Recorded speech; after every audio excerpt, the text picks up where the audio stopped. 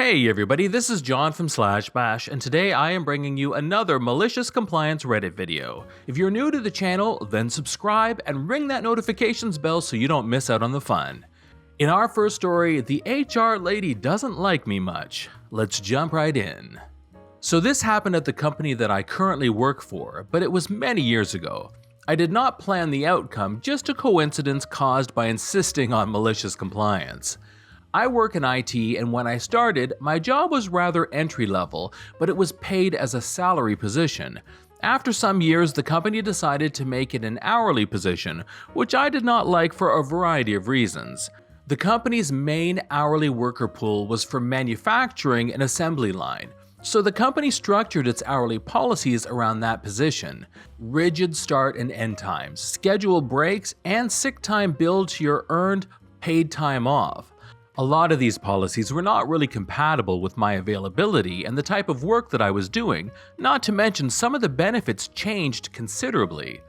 Hourly employees were supposed to use a time clock, but those were only in buildings that had manufacturing. My manager at the time totally understood why I was disgruntled, and she came up with a few workarounds. One of which was to enter a generic 40-hour time card for me in the system every week, which was cool because it meant that I did not have to use the punch clock.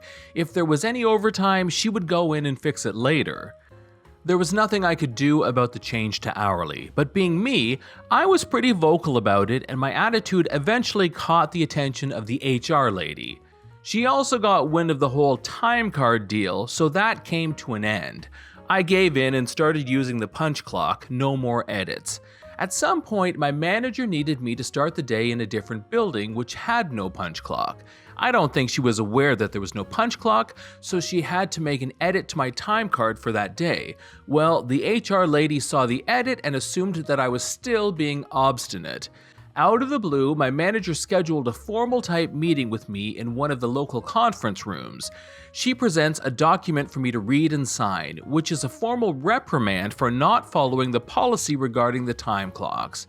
I was instantly furious because I was following the policy, but she sent me to a site without a punch clock. She had no choice, as the HR lady was the one who wrote the reprimand and told my manager to have me sign it.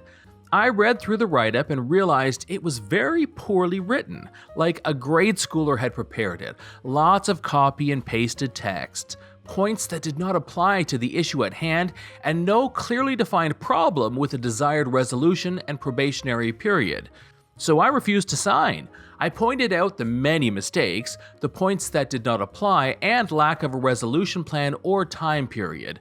My manager agreed with me that the reprimand was BS, but the HR lady wanted to go down this path. I thought, well, then we were gonna do it right and I was gonna make her work for it.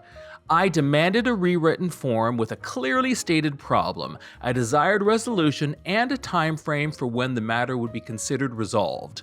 My manager said, "The HR lady is not gonna like that. She's gonna want to talk to you directly."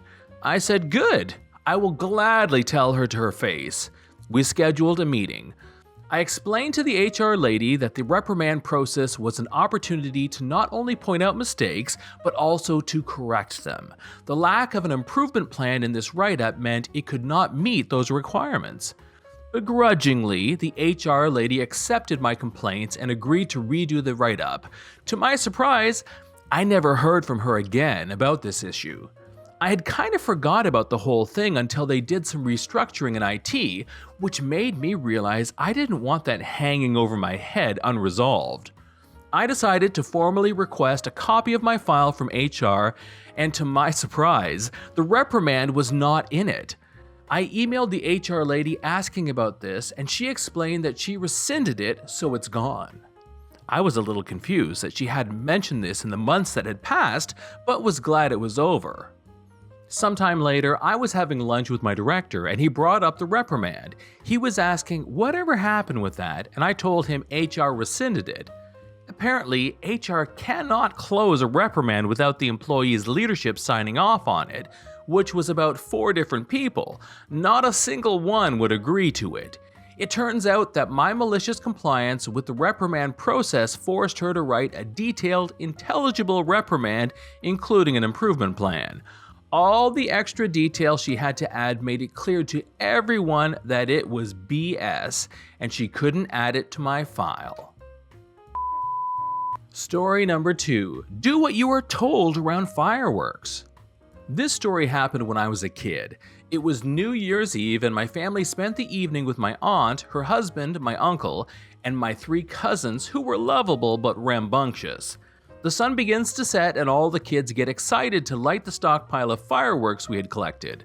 My aunt's family lived in the country, US, so there were very few regulations.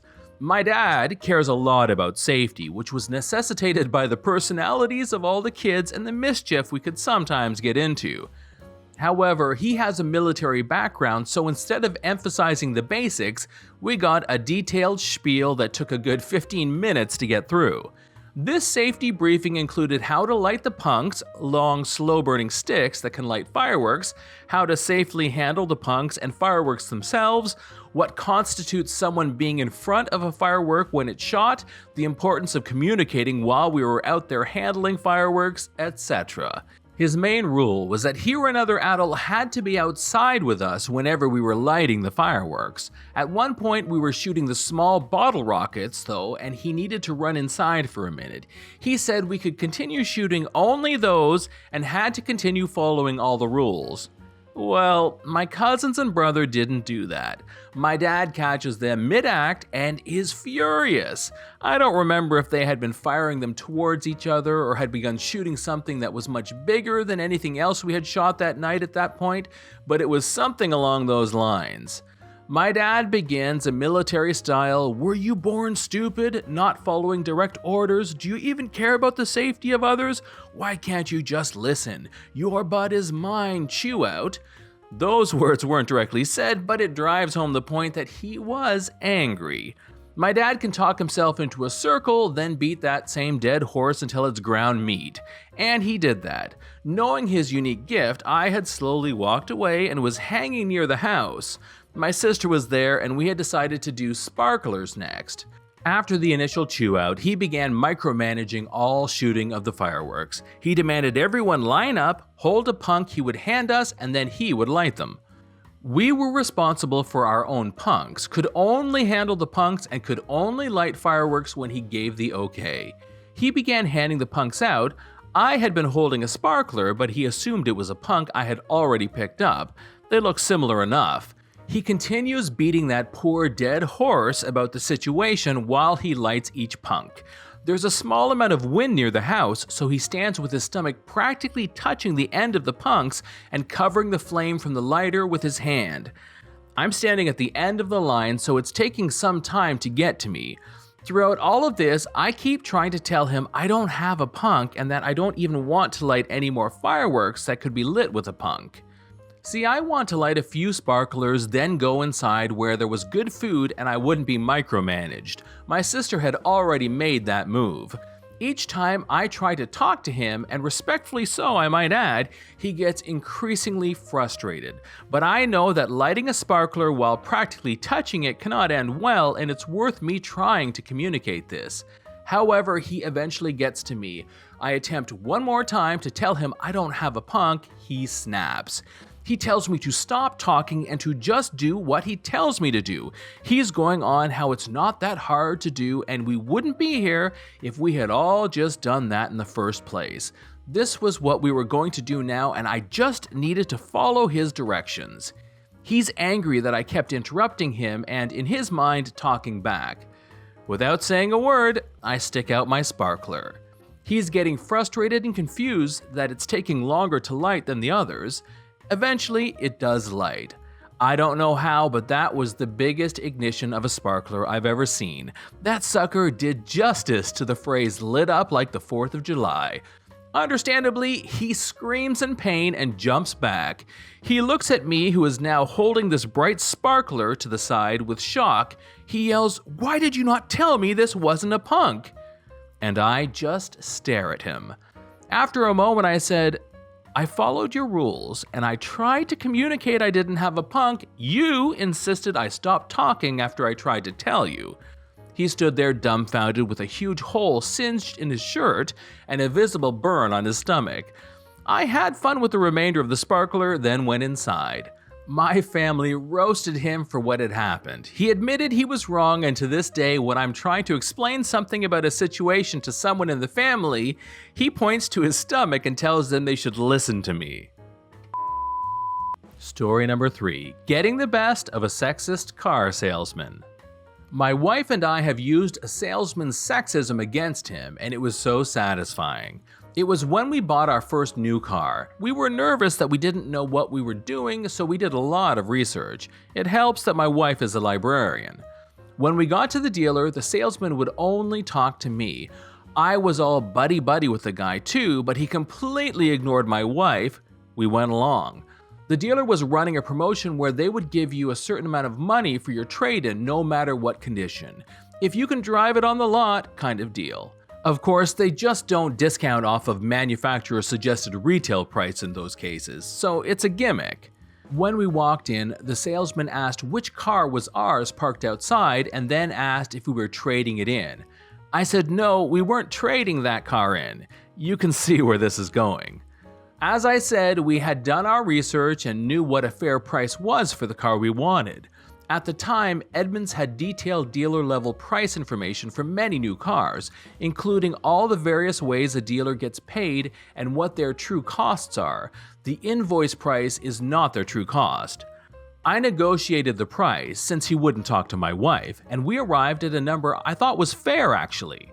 We got a good deal at that point. Everything was going smoothly as he wrote up our agreement until he confirmed that we didn't have a trade-in. I said no, we were trading in a car, just not the one we drove into the dealership. He literally froze for a few seconds, looking down at the form, his hand hovering over the page. He asked the make, model, and year of our trade-in, and when I told him, he sputtered and balked. The car we were trading in was on its last legs. I'd had it all during college and it was old before I bought it. It was definitely past its prime. I said, I thought you were running a promotion where the quality of the trade-in doesn't matter. I asked him if he would have charged us a higher price if he knew we had a trade-in. My wife said under her breath, that's sleazy. He heard as she intended him to. He then tried to renegotiate the price. We knew from our research that if they gave us the price we had already agreed on and they honored the trade-in deal, that they would be losing money. So we were willing to move a bit, but we wanted to take our time. He was visibly nervous. Every time he tried a new way of asking for a higher price, I would say something like, I understand what you're saying, with a sympathetic look. Then I would look at my wife and she would look back at me and silently shake her head no. I'd then look back at the salesman and shrug and say, I don't think that's gonna work. He was stuck. She was the one standing in the way of him getting out of his predicament, but he hadn't talked to her at all. He had barely even acknowledged her presence. He just couldn't start talking to her now when we were negotiating. Oh, and I even got to use the classic car salesman line, what do I have to do for you to put me in this car today? We finally agreed to raise the price to an amount that, after figuring in the trade-in, was what we had thought was their break-even price. We hadn't expected to get that low of a price, and we also got them to install a nice aftermarket sound system. It's the best deal we've ever gotten on a new car. Honestly, we're not the best negotiators individually, but that day we made one hell of a team.